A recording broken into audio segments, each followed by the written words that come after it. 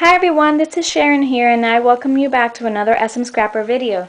Today we're going to talk about the color wheel for the Copic markers, how to use it, what's it for, and what do the numbers and letters and the codes represent.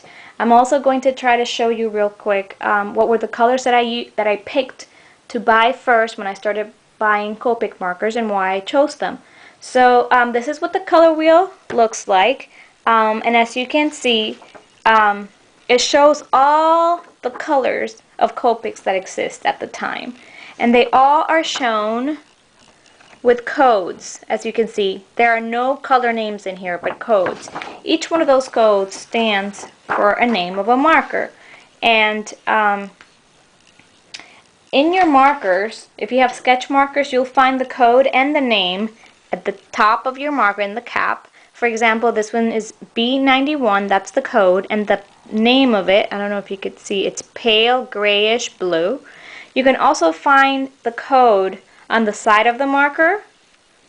And this, you can see it right there, B91. You will not find the name, just the code. And in the child markers, if you have child markers, you will not find the code or the name on the cap.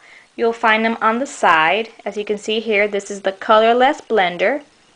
That's the name and that's the code, 0. So basically, we're going to work with this code, BG05. The first two letters basically stand for the group to which the marker belongs to in the color wheel. There are many different groups. You have the, I hope it focuses, the BV group, which is the blue-violet group. You have the violet group. You have the red-violet group. You also have the red group, the yellow-red group, the yellow group, the yellow-green group, the green group, the blue group, the neutral gray group, the toner gray group, the warm gray group, the earth group, and the cool gray group. So that's what the letters refer to, which group the marker belongs to in the wheel.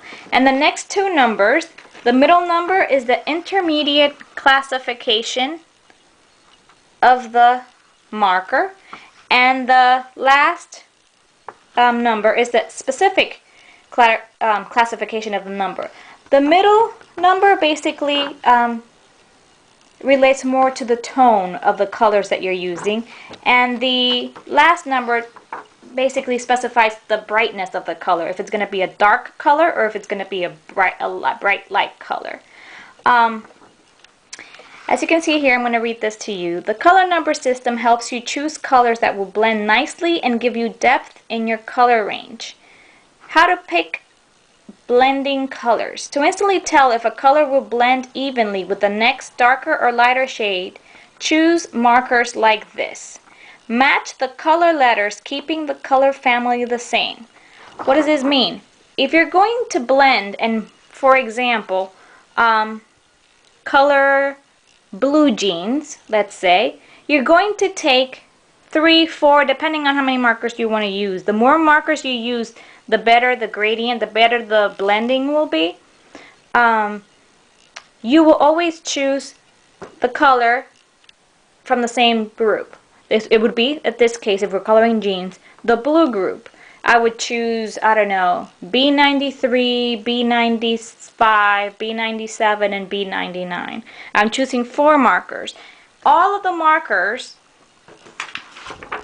are in the same color family, and they're in the same tone. The middle number is always the same, as 9999. Let me see if I can make that clear in here. Okay. I'm coloring blue jeans, and I picked those 4 colors. I picked the same color family because I want all the colors to blend nicely and create a nice blended dimension on my image. I picked the middle number all the same because I want the tone to be similar in all the markers so the blending looks normal and natural. And then I choose one or two colors in between each marker that I chose in order to have a gradient, nice blend to the markers. The first marker that I chose, which is B91, is the color that's going to have the lightest, color. And the B99 is the darker color. Why do I know this? Because 1 is the smallest number that shows, for highlights, what you want to use is the value of 0, 1, 2, and 3. So the numbers 0, 1, 2, and 3, if you pick those, you're always going to know that it's, you know, a light color compared to 7, 8, or 9, which are darker colors and I usually use for shadows. Now the midtones, which are colors that are in between, are always going to be the 4 and the 5s. So that's why you see that there's a variety of shades in here in order to make a nice blended image. So that's what I mean about matching.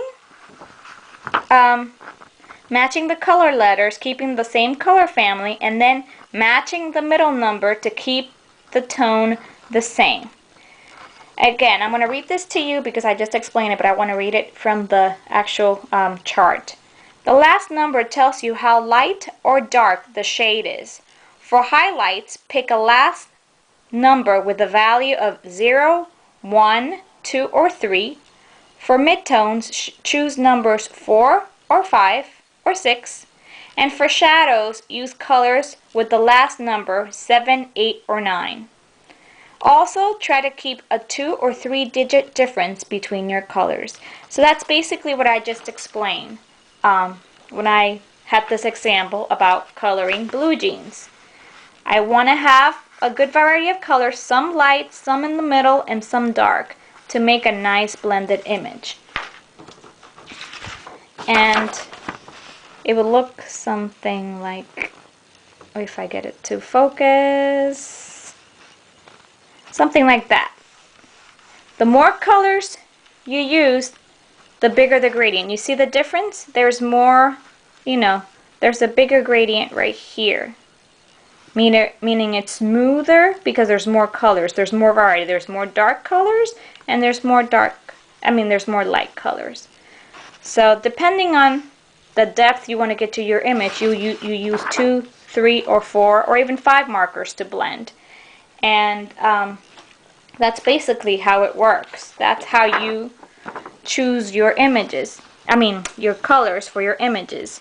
So when you're picking colors, try not to pick, for example, one that's right next to each other like this, like Y000 and R0, because they're not, they don't have a lot of difference in the pigmentation. But if you go this way, it's a little different. You go, for example, to color, let me see something I could, actually I'll just use the same example with the blue jeans. See the difference in color in all these? B91 is the lightest, then you have B93 with more pigment, then B95 with more, then B97 darker, and B99 being your darkest color. If you could have gone this way, the colors are very similar. But if you go this way, when you keep the middle number the same, the tone is the same. But the highlight, but the brightness is the difference. And that's what makes a difference when blending. The last color, always. As long as you're in the same group, you're okay. And as long as you have 2 or 3 colors in between the markers you choose, and you keep the middle number the same, your colors will blend nicely. Now when it comes to, I hope I was clear, I have tried to make this video at least 15 times. I've deleted it and started all over again because I always mess up at some point. It's a little difficult word-wise, but it really isn't that difficult at all. Just keep in mind, always keep the color family the same, try to keep the middle number the same, and then you know, the higher the number is at the end, the darker it will be. The lower the number is at the end, the lighter it would be. That's basically a summary of what's important to keep in mind. Now, when it was time for me to buy Copic colors, it took me a long time to figure out what to do, and because I wanted to really buy things that I could blend and I could use well, not just any colors randomly.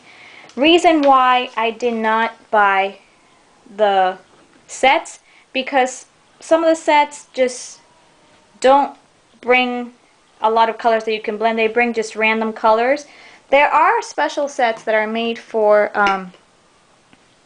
artists and for different type of coloring, let's just say, and that's fine. You know, there are people that like vintage shabby chic look or whatever, and there's a marker set that has those colors that you could use. But you would find it easier just to buy individual markers and buy the colors you want first, especially if you're starting out and you're learning, because you need, you know, there's a learning curve with these markers. So basically what I did, I went all over the internet. I studied the color wheel. I look at what some of my friends had bought, you know, see the colors that they have, see what I liked. I went to different websites. For example, Ellen Hudson has this Gotta Have It marker list. I got some ideas from there. Then I got some ideas from different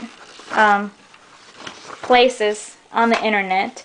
But then I really sat down and decided, okay, what do I need? What are the color images that I'm going to make? I'm going to make like people images. So what do I need? I need skin tones, I need hair colors, and I need basic clothes that I'm going to color.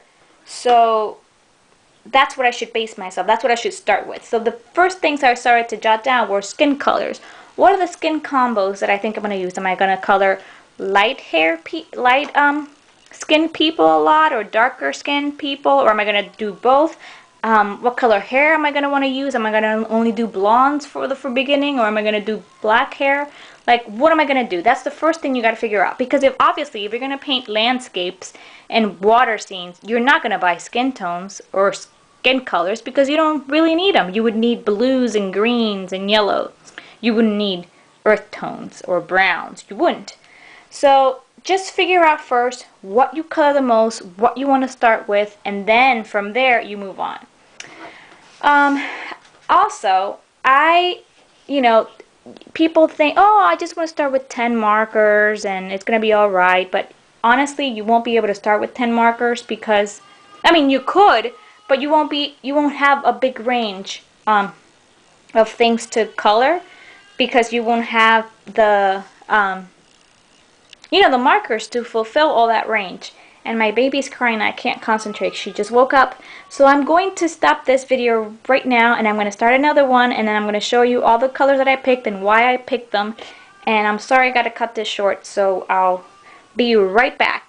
Thanks for watching, and I'll see you in the next video.